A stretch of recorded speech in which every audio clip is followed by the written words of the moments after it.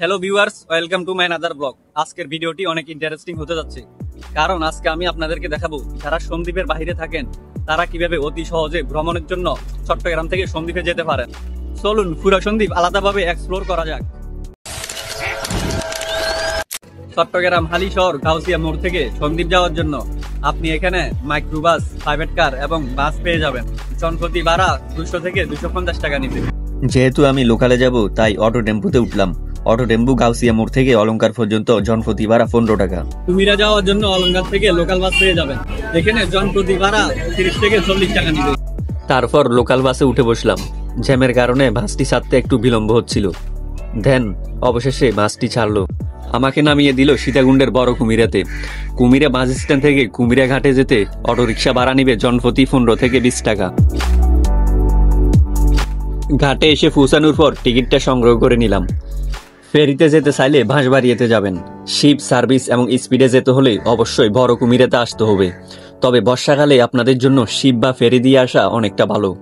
ঢাকা থেকে reserve non AC বাসে ভাড়া প্রায় 480 টাকা, এসি বাসে 700 থেকে 1000 টাকা, যেটা সরাসরি আপনাকে কুমিরা বা বাঁশবাড়িয়া ঘাটে পৌঁছে দিবে। তাছাড়া চট্টগ্রাম বা অন্য জেলা থেকে যারা আসবেন তারা লোকেশন ব্যবহার করে সরাসরি সীতাকুণ্ডের বড় কুমিরাতে নেমে যাবেন। এরপর 20 মিনিটের নদীপথ পাড়ি দিতে স্পিডে উঠে বসলাম। বিকেলে সূর্যাস্ত শান্ত নদীর পথ ধরে ছুটে চললাম। নির্দিষ্ট সময়ের পর অবশেষে সন্দ্বীপ গুপ্তছড়া ঘাটে এসে পৌঁছালাম। ব্রিজের দুই পাশে কি অপরূপ ম্যানগ্রোভ বনের দৃশ্য, যা দ্বীপের সৌন্দর্য দ্বিগুণ বাড়িয়ে দিয়েছে। গুপ্তছড়া ঘাট থেকে সিএনজি করে এনামনাহার সন্দ্বীপ শহর যেতে ভাড়া 120 টাকা থেকে 150 টাকা। থাকার জন্য সন্দ্বীপে বেশ কিছু আবাসিক হোটেল রয়েছে, যেমন hotel green view, Faisal guest house এবং রয়্যাল ইন আবাসিক। বিশেষ করে শীতকালে নভেম্বর থেকে ফেব্রুয়ারি সন্দ্বীপ ভ্রমণের জন্য সবচেয়ে উপযুক্ত সময়।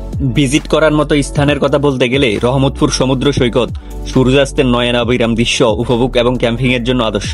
তাছাড়া রয়েছে ঐতিহাসিক ফকিরিয়া শাহী জামে মসজিদ এবং সন্দ্বীপ মডেল মসজিদ। খাবারের কথা বলতে গেলে সন্দ্বীপে স্থানীয় খাবার হোটেলে সাধারণত ভালো মানের খাবার পাওয়া যায়। শিবারহাটের বিনয় সাহার মিষ্টি এবং গ্রিন সিলস, কাচ্চি ডাইন এমনকি ধাওয়াত রেস্টুরেন্টের মতো খাবারের হোটেল পেয়ে যাবেন। ভালো লাগলে ভিডিওটি শেয়ার করবেন।